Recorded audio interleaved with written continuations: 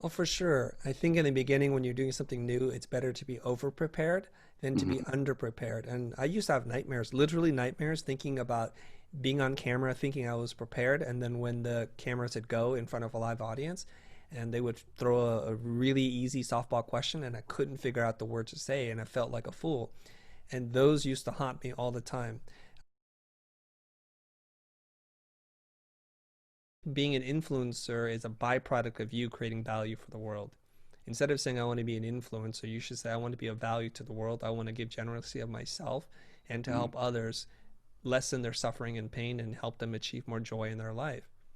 And in doing so, you become more influential, and then people may call you an influencer. And there's a narrative that's being woven throughout our culture and society that we should fear certain kinds of people, that we should not trust them, that they're not as intelligent, less capable. And the reason why they're in certain economic situations that they are is because it's a self-inflicted wound. What we don't understand is there's been a system, especially here in America, that's been set up that is this indoctrination into that white or the white European is superior in all ways and forms. And then it impacts us. Students are electing to take a gap year. A lot of schools haven't figured out, haven't been able to adapt to how to teach distance-based learners. And they're saying, well, a certain percentage of this is on the parents. So what are we paying for? And why haven't we already adopted a method of teaching that is part in person potentially and offsite? And it doesn't make sense. The whole model has been wholly Hmm. inefficient in the way of adopting new technologies, new pedagogical models to teach and to share and to learn. That this has just accelerated the whole decline of it and potentially showing where all the weak spots have always existed, but now we're having a conversation about it.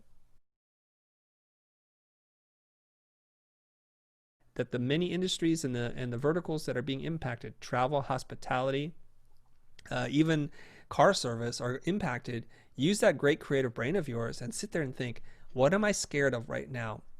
How can I help this company to communicate that they are a safe option and they're thinking ahead and making sure that my livelihood, my health is of paramount concern to them.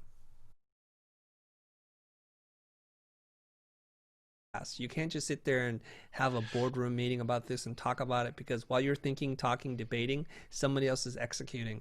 And in this moment, new relationships are going to be formed that are going to be very difficult to break after this.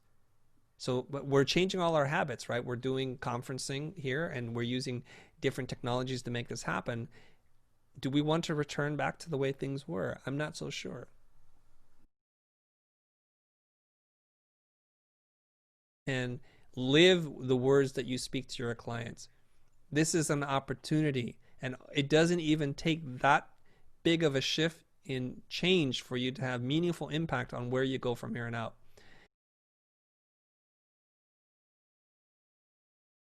Something that I've realized is that there is an abundance of tools and information and resources out there on the internet, and we live in this wonderful information age where just about everything you want to learn is out there for free or for very little money. And yet we have people who are stuck, who aren't where they should be or want to be, and are Hmm. struggling for all different reasons. And the hypothesis is that if they had just that one miracle secret answer, that one funnel hacking thing, the one tip to improve their portfolio, a plug-in, a brush for Photoshop, something like that, that their lives would change dramatically. Well, all those things already exist. And if we accept that, then we have to ask ourselves, and we have to be really honest as to why are you not where you want to be?